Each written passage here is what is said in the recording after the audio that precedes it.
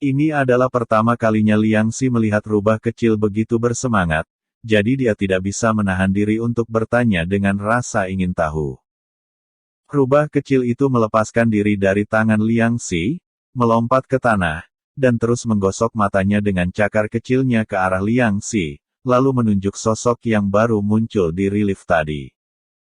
Liang Xi dan rubah kecil memiliki pemahaman diam-diam di hati mereka, dan mereka dapat memahami apa yang ingin mereka ungkapkan dengan melihat tindakan mereka. Maksudmu mataku sama dengan orang itu? Liang Xi mengedipkan matanya. Mata apa? Kilatan cahaya putih melintas di benak Liang Xi. Dia langsung mengerti apa yang ditunjuk rubah kecil itu. Apa yang rubah kecil katakan adalah bahwa dia bisa melihat mata aliran kekuatan sejati orang lain. Ternyata seseorang memiliki kemampuanku sebelumnya.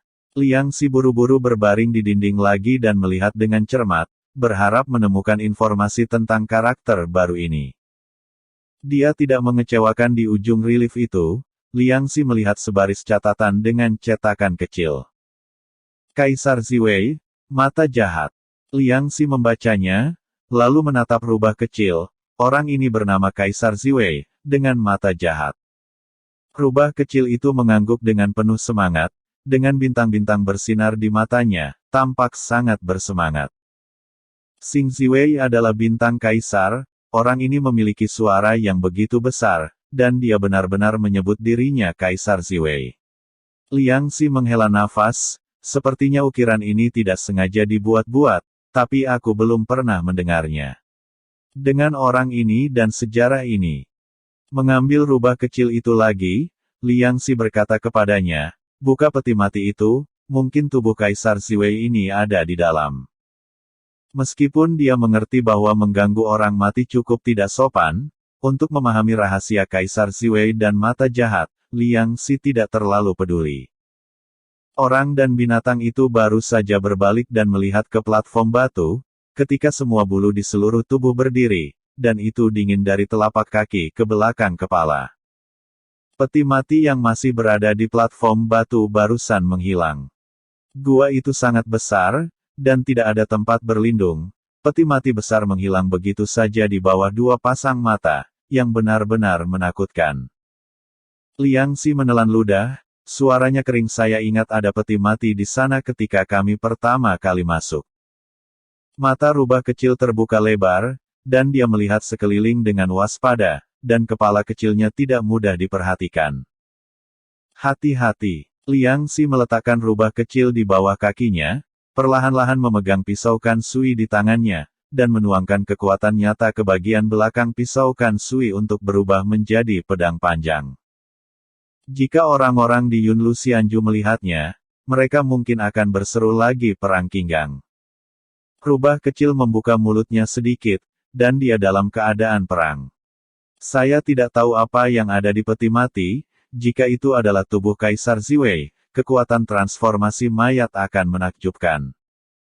Di dalam gua, detak jantung orang bisa terdengar. Liang Xi memperlambat napasnya dan berdiri di dekat dinding, kesadaran spiritualnya menyelimuti seluruh gua. Jika ini masalahnya, dia dapat segera melihat gangguan sekecil apapun di dalam gua. Setelah lebih dari 10 menit, peti mati itu masih belum muncul, dan Liang Xi merasa punggungnya basah kuyup. Ayo keluar dulu. Di bawah tekanan, saraf Liang Xi dan rubah kecil tegang.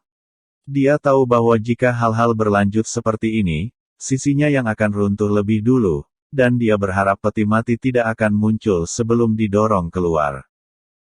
Memimpin rubah kecil, Liang Xi perlahan berjalan menuju jalan di mana dia datang, bersandar di kaki dinding.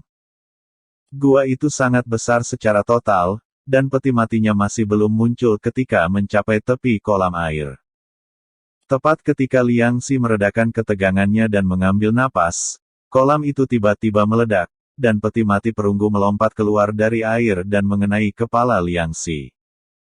Peti mati ini tampaknya memiliki setidaknya 1000 jin, ditambah momentum terburu-buru ini, saya khawatir kekuatannya tidak kurang dari 10.000 jin. Meskipun Liang Xi mampu menahan 10.000 jin gravitasi yang ditekan oleh air terjun, dia tidak ingin menghadapi peti mati misterius itu, jadi dia buru-buru menciutkan lehernya dan bersembunyi ke samping. Bagian bawah peti mati terbang melewati kulit kepalanya, dan menghantam tanah tidak jauh dari sana dengan ledakan keras, dengan momentum yang menakutkan. Liang Xi dan rubah kecil memiliki hubungan dari hati ke hati, sejak peti mati terbang melewati. Mereka berdiri di kedua sisi dan menghadapi peti mati dalam segitiga. Tidak peduli seberapa berani Liang Xi, dia dikejar dan dijalankan oleh peti mati di tengah malam. Memikirkannya, itu masih sangat menyusup. Setelah beberapa saat, peti mati itu bergerak lagi, menekan ubin lantai dengan keras, membidik Liang Xi pada satu waktu dan pada rubah kecil pada saat yang sama. Bersenandung. Peti mati itu bergesekan dengan ubin lantai dan terbang menuju Liang Xi dengan keras, dan udara yang menyembur mengirimkan semburan panas yang menyengat. Apa ini Liang Xi merasakan kekuatan agung bercampur dengan peti mati, dan menghindar. Sepotong digosok di pinggangnya, menyebabkan dia menyeringai untuk sementara waktu kesakitan. Meskipun mata jahat itu dipindahkan, peti mati ini bukanlah makhluk hidup, tidak memiliki kekuatan dan nafas yang nyata, jadi Liang Xi tidak bisa menilai langkah selanjutnya sama sekali, dan hanya bisa mengandalkan reaksi cepatnya untuk menghindar. Dengan keras, peti mati itu menabrak air, memercikkan sejumlah besar air. Sebelum peti mati itu menoleh, rubah kecil, bola api yang sudah siap untuk pergi, meraung ke arah peti mati. Setelah periode pelatihan seperti itu, ditambah dengan transformasi menjadi kerabat keluarga naga, kekuatan rubah kecil saat ini telah sangat meningkat dibandingkan sebelumnya. Liang Xi sepenuhnya percaya bahwa bahkan besi hitam pun akan dilebur menjadi bubur besi setelah terkena bola api itu. Tapi bola api hanya berkedip setelah mengenai peti mati, dan bahkan tidak ada lubang dangkal di peti mati. Melihat peti mati itu begitu keras, Liang Xi membeku di dalam hatinya, mengetahui bahwa jika dia tidak mengerahkan seluruh kekuatannya, dia mungkin tidak akan bisa keluar tanpa cedera hari ini.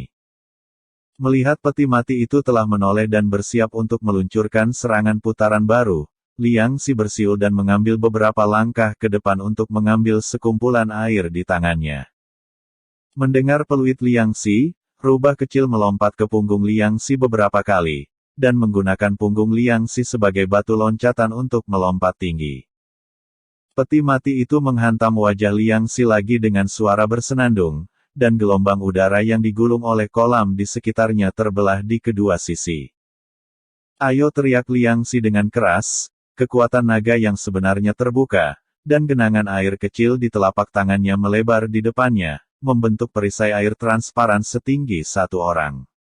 Sebuah mata, bagian tengah perisai air tumbuh, beberapa pancaran air seperti tentakel berguling ke arah peti mati. Semburan air ini tampaknya tidak terlalu kuat, tetapi setelah bertabrakan dengan peti mati, mereka tiba-tiba memblokir dampak peti mati. Pada saat peti mati itu mandek di udara, rubah kecil itu ada di udara, mulutnya terbuka lebar, dan nyala api mengalir seperti bunga yang ditaburkan Dewi, membungkus peti mati dengan nyala api merah cerah. Gelombang panas yang menyengat melanda, dan Liang Xi juga terkejut dengan kekuatan gerakan rubah kecil itu. Api di depannya bergejolak, dan bola api terus jatuh dari langit seperti tetesan hujan, mengenai peti mati dengan suara teredam. Liang Xi mengambil napas dalam-dalam, menuangkan energi sejatinya ke pisau Kansui, pedang patah mengeluarkan erangan lembut, dan pedang panjang yang diubah bersiul dan menebas ke arah kepala peti mati. Berdengung.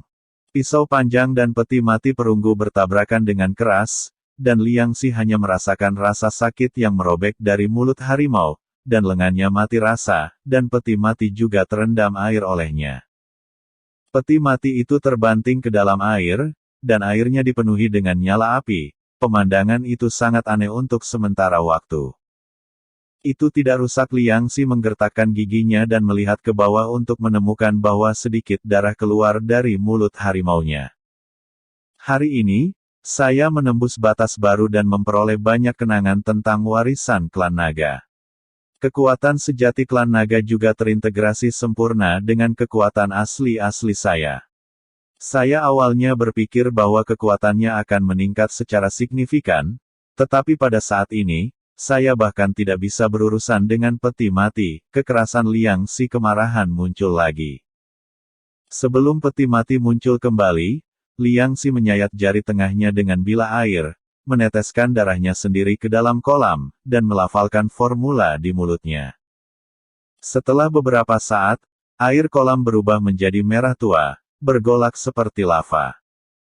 Buka Liang Si selesai membaca formula, matanya berkedip cerah, dan dia melambaikan tangannya untuk memercikkan tetes darah terakhir ke dalam kolam. Air kolam diaduk dengan keras, dan tidak ada angin dan ombak. Momentumnya tidak terlalu banyak dibandingkan dengan badai di laut. Ombaknya satu demi satu, dan momentumnya menakutkan. Adu dengan raungan, kepala naga besar yang bersinar merah di air kolam merah membentang, dan air kolam merah cerah menetes ke taringnya, seperti darah lengket. Ini adalah teknik naga pembalik darah dalam mantra naga. Mantra biasa digerakkan oleh kekuatan sejati.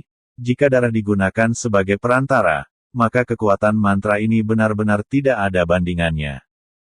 Begitu sudut peti mati muncul dari kolam air, keran besar membuka mulutnya dan menekannya ke bawah. Keran itu 7 atau 8 kali lebih besar dari peti mati, dan ada bunyi gedebuk teredam, dan air memercik kemana-mana. Peti mati itu dipukul seperti perahu kecil dalam badai dan berkibar kemana-mana, menabrak tebing. Melihat bahwa teknik pergantian darah gagal menghancurkan peti mati, dahi Liang Si mengeluarkan butiran keringat tipis, meraih rubah kecil dan melompat mundur beberapa kaki, menatap air kolam yang berangsur-angsur menenangkan. Meskipun teknik pergantian darah tidak menyebabkan kerusakan berarti pada peti mati, tampaknya cukup takut dengan kekuatan Liang Si. Sangat sulit, terbuat dari bahan apa tubuh Liang Si sedikit lelah setelah melakukan teknik pembalik darah. Namun, kekuatan sejati terus mengalir keluar dari dantiannya, memberi nutrisi pada meridiannya seperti aliran yang jernih. Kali ini, peti mati tidak mengambil inisiatif untuk menyerang, tetapi mengangkat salah satu ujungnya dan memukul lempengan batu biru, seolah-olah itu mengenai hati Liang Si dan rubah kecil. Apa yang ingin dilakukannya Liang Si dan rubah kecil saling memandang dengan curiga. Mencicit. Papan peti mati tiba-tiba miring, dan sebelum Liang Si bisa bereaksi, peti mati itu sudah melesat di depannya seperti kilat, lebih dari 2 kali lebih cepat dari sebelumnya. Liang Si tertangkap basah, agar tidak melukai rubah kecil di lengannya, dia hanya bisa mengulurkan tangan dan menepuk peti mati. Rasa sakit yang tajam dari tulang lengan melesat langsung ke lapisan subkortikal otak, alis Liang Si berkedut kesakitan, dan sebuah diucapkan di tenggorokannya, dan tubuhnya jatuh kembali tanpa sadar. Setelah mendarat dengan kedua kakinya, Liang Si mundur beberapa langkah untuk menstabilkan tubuhnya, wajahnya merah dan kemudian putih, darah melonjak di dadanya, dan tenggorokannya begitu manis sehingga dia tidak bisa menahan diri untuk meludahkan seteguk darah. Melihat peti mati itu ada di depannya lagi, hati Liang Si menjadi dingin, dan dia siap menerima pukulan dengan dadanya. Peti mati itu terbang ke suatu tempat 2 meter dari tubuh Liang Si, dan disiram dengan darah yang baru saja disemprotkan Liang Si. Tiba-tiba, seolah-olah tersengat listrik, bergetar beberapa kali, dan jatuh ke tanah dengan sebuah ledakan. Liang Si akan merasakan sakit di dadanya, ketika dia menemukan perubahan di depannya, dia tidak bisa menahan diri untuk tidak tertegun sejenak. Setelah memikirkannya dengan tergesa-gesa, Liang Si bahkan tidak memikirkan apa yang sedang terjadi. Sementara penyakitmu membunuhmu, Liang Daguanren mengeluarkan bilah air tanpa ragu-ragu dan menebas peti mati lagi. Efek pemotongan kali ini luar biasa. Peti mati itu terbang ke udara seperti sepotong kayu dan meledak terbuka dengan keras. Pecahan logam jatuh di mana-mana, dan sebuah kotak kayu jatuh dari peti mati dan jatuh ke tanah. Apa yang terjadi? Liang Si mengedipkan mata pada potongan-potongan peti mati yang berserakan di lantai, aku diiris dengan pisau untuk waktu yang lama, dibakar untuk waktu yang lama tanpa kerusakan, dan disemprotkan sampai mati oleh darahku. Aku jangan sampai bau mulut.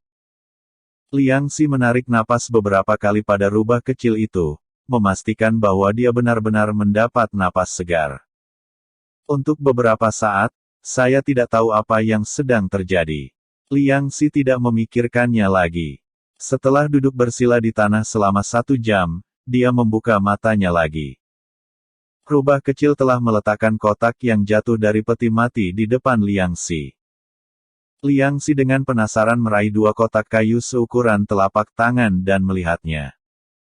Entah bahan apa yang terlukis di kotak itu, warnanya gelap, dan terasa seperti cahaya di sekitarnya diserap olehnya.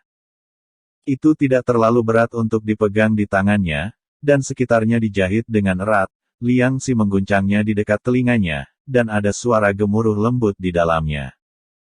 Telapak tangan itu keras, tetapi saya tidak dapat memecahkan kotak setelah beberapa kali mencoba. Liang Xi duduk di tanah memegang kotak itu dan memandangi rubah kecil itu, berpikir tentang cara membuka kotak itu. Dari sudut matanya, dia secara tidak sengaja melirik peti mati biasa di tanah, dan jantungnya bergerak, dan dia mengulurkan jari dan mengoleskan sedikit darah di celah kotak. Liang Xi dapat dengan jelas merasakan bahwa kotak kayu itu bergetar, dan ada bunyi letupan lembut. Benar saja, itu terbuka, kata Liang Xi sambil membuka kotak kayu itu. Hanya ada 2 sutra persegi tipis di dalamnya. Liang Xi dengan curiga mengeluarkan sutra dan melihatnya dengan hati-hati dengan rubah kecil. Gambar pertama memiliki beberapa simbol aneh yang tergambar di atasnya. Liang Xi menyebarkannya dan melihatnya sebentar, tetapi tidak dapat memahami apa artinya, jadi dia menoleh untuk melihat gambar kedua. Hanya melihat gambar kedua di atas, Liang Xi sangat gembira, dan buru-buru mengangkat sutra untuk membandingkannya dengan relief di dinding, menoleh ke rubah kecil dan berkata, lukisan di sutra ini benar-benar terjadi setelah bantuan ini. Urusan. Ada total 3 lukisan di sutra, yang pertama Liang Xi tahu sekilas di mana itu terjadi. Dikelilingi oleh pagar berukir dan bangunan yang dicat, di tengah alun-alun besar berdiri kepala naga besar. Tempat kejadian dalam gambar ini adalah kota naga di Laut Cina Timur. Tampaknya upacara sedang diadakan di kota naga, tetapi pria dengan tanduk di kepalanya tiba-tiba muncul, dan kemudian orang-orang dari klan naga jatuh ke tanah kesakitan. Seharusnya ada sejarah di sini. Aku akan bertanya pada ibuku lain kali. Liang Xi menyentuh dagu dan memeluk rubah kecil itu ke dalam pelukannya, dan terus melihat gambar kedua. Gambar kedua menunjukkan pertempuran hebat. Kedua belah pihak dalam pertarungan adalah Kaisar Besar Ziwei dan pria dengan tanduk di kepalanya. Keduanya berada di udara. Dari sutra, Liang Xi masih bisa merasakan betapa mendebarkannya pertempuran itu. Pertempuran itu. Pada gambar terakhir, hanya ada beberapa pukulan Kaisar Ziwei menenggelamkan sesuatu ke dalam kolam yang dalam dengan membelakangi Liang Xi, dan air terjun mengalir deras di samping kolam yang dalam. Ternyata tempat ini sebenarnya memiliki sejarah seperti itu dengan Kaisar Besar Ziwei, tapi apa? Yang dia tenggelamkan ke dalam kolam yang dalam ini 3 lukisan di sutra dan relief di dinding tidak banyak berhubungan. Mengapa 3 lukisan ini? Mengapa peti mati itu hancur begitu tersentuh oleh darahku? Pikiran Liang Xi memiliki banyak pertanyaan yang bermunculan satu demi satu. Bersandar pada platform batu, Liang Xi membelai dahinya dan berpikir, dan dari waktu ke waktu dia mengangkat 2 kotak sutra di tangannya untuk mengamati dengan cermat. Sutranya tembus pandang, dan saat menghadap ke dinding, Anda bisa samar-samar melihat relief di dinding dari sutra. Liang Xi awalnya tidak peduli, tetapi tiba-tiba dia melihat bahwa kotak pertama dari sutra dan relief di dinding tumpang tindih, dan kedua gambar itu langsung disambungkan menjadi gambar yang lengkap di benaknya. Aku ingat di mana aku melihatnya. Liang Xi berdiri dengan penuh semangat, matanya berbinar. PS saya diskusikan dengan editor hari ini. Karena posisi yang direkomendasikan minggu ini dan minggu depan, Pembaruan 2 minggu diganti dengan 1, 3, 5, dan 2, 4, dan 6 pasang. Tanggal hari Minggu adalah ragu-ragu, dan manuskrip yang disimpan itu akan meledak ketika saya merekomendasikannya. Terima kasih atas dukungan Anda.